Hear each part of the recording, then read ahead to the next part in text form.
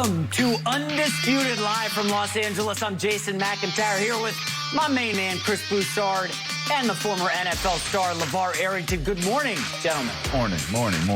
Morning, Chris. It's always a pleasure to be on with you guys. Love it. Indeed. Love it. Indeed. Let's start by talking about the birthday boy. Tom Brady turns 44 years young today.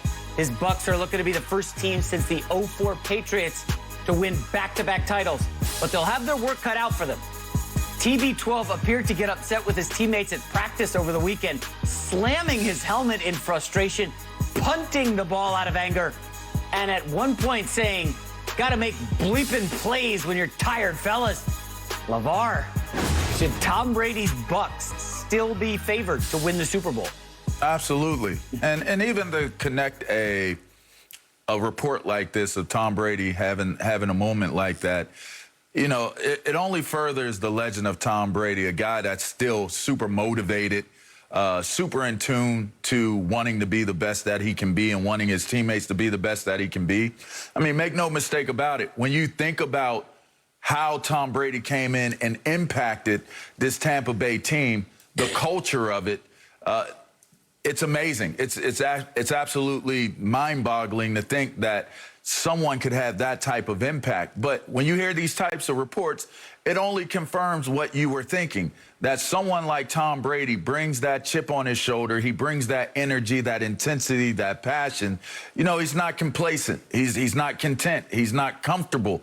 You know, most successful people, I read a ton of books about successful people in life that have done well and have done really well in business, and there's always this one element that's connected to them not getting complacent, having an intensity and a passion that is very hard to match, the work ethic of it all.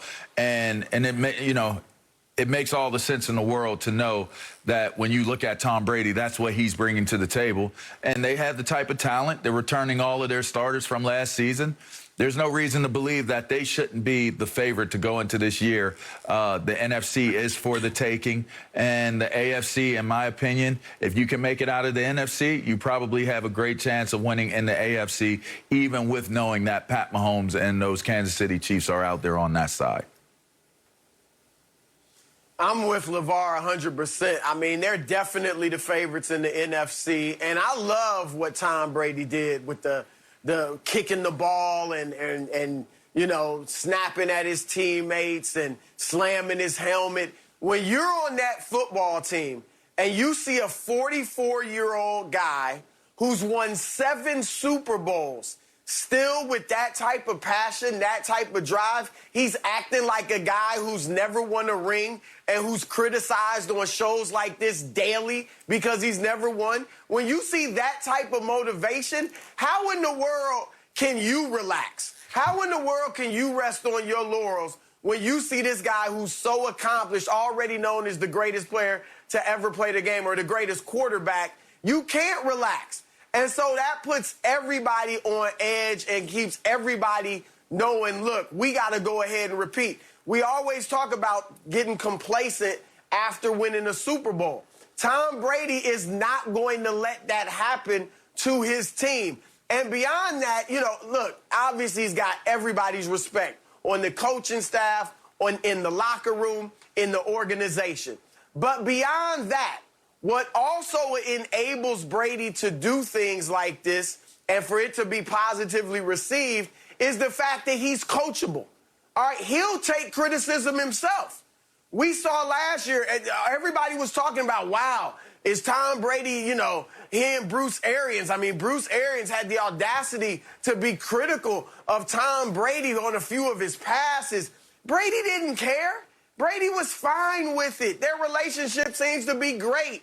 He's coachable. And when other players see that, when you go off like Brady did yesterday, they understand, look, he's not just the guy on the ivory tower yelling at us. He'll take it himself. And then beyond that, he's self-deprecating too. Like, we all saw the video on his Instagram with Chad Ochocinco a few days ago, and he poked fun at himself. He's trying to improve his Madden ranking in his sprints and 40 time and all that. So he has fun. All of those are the things that make teammates like you. And so when you do have an episode like this, they respond to it the right way. So I think it was great, and I think that's what they needed if they were having a bad practice. But, yeah, LeVar said it. All 22 starters back. They're going to be more confident, have more swag, but yet still be on the edge, as I just talked about. They know they can beat everybody in the NFL. I think they're coming out with something to prove. I love that they had everything, right? They got the great receiving core, the great quarterback, the great defense. I love that they added Gio Bernard in the backfield because the one thing they lacked was a pass catcher out of the backfield. Yeah. Ronald Jones and Leonard Fournette were great running the football, but they didn't have that receiver out of the backfield for Brady like James White in New England. So that's just one more weapon he's going to have. Look, they averaged 33 points a game over their last 8 wins, including the playoffs. I'm sorry, 33, almost 34 points a game.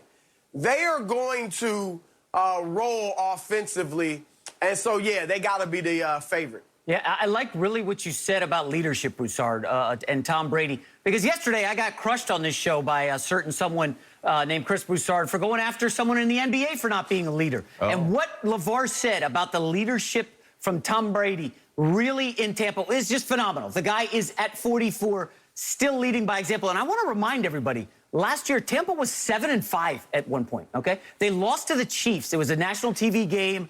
And if you guys remember closely, the announcer Tony Romo came out and said, you know, they're not doing enough play action. They're not doing enough pre-snap motion. That came from Tom Brady. It's pretty clear Tom Brady was unhappy. There was a tug of war, as Chris said, between Arians and Brady over how to run the offense. And they were struggling. They were 7-5. Remember, these are the guys who lost to the Bears. They lost to the Chiefs. They had some bad losses. And Brady took it upon himself, not to make an issue through the media, but to go through Romo. After that loss to the Chiefs, because of what Brady said to Romo, Romo announced it to everybody, they didn't lose a game. They ran the table, smoked everyone. Their play action numbers went significantly up. They were unstoppable on offense.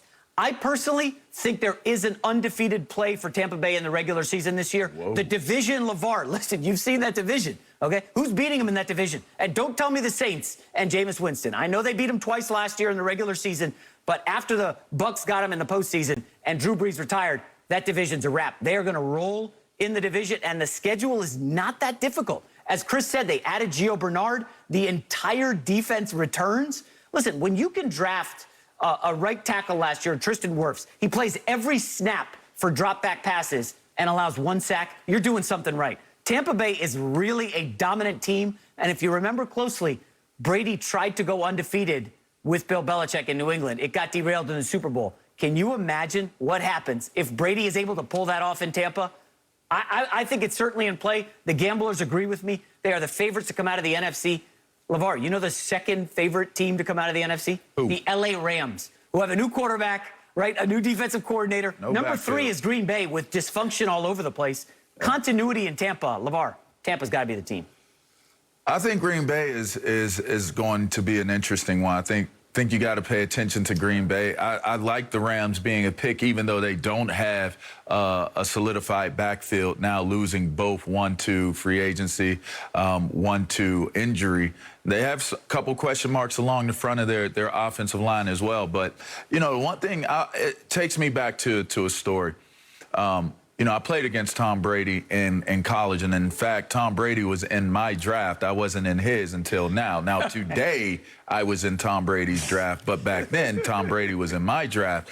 One thing I can recall about Tom Brady was when I saw him as a player, it was always an even keel person. It was always somebody who had confidence in what their ability was and their ability to lead. I saw that in college. I didn't see it to the level that I saw it in the pros, but once I was around him in the pros, it was a different dude. His maturity level and his understanding of how this game works and what it takes to be a champion, it morphed and it evolved into something much more than any other athlete that well, I've been around and I've experienced spending time with. It's not a surprise. It's not an accident. It's not a mistake when somebody has success over and over and over and over again.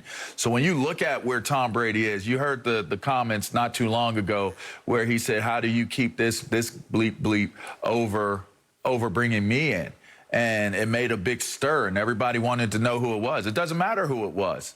It doesn't matter. You know what matters is that after all this time, after all of the accomplishments, Tom Brady still is wired in a way where he figures out how to hit himself right where it hurts. He's the only one that can do it. No one else can do it. So all those years ago, when a LeVar Arrington goes #2 in the draft and Tom Brady's like, how does he go #2 in the draft? I'm still here. We get to another round. This guy goes, how's he come off the board? You're going to take that bleep over me? Okay, all these years later, after being that guy in the NFL draft, he is still finding a way to have a problem with what somebody has done.